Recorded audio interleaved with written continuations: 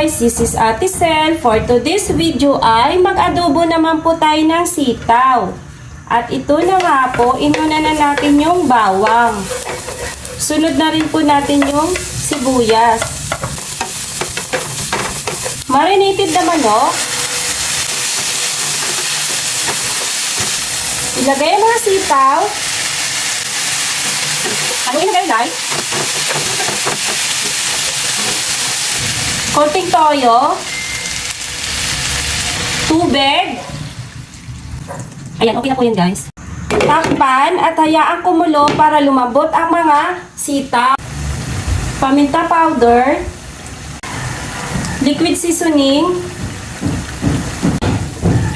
suka, sugar para mag-balance yung lasa. Huwag kalimutan tikman para ma-adjust yung lasa kung may kulang. Sarap na po siya guys.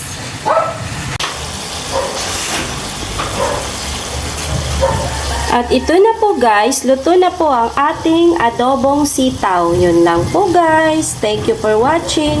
And please don't forget to subscribe my YouTube channel, Cooking by Ate Sel. Ingat!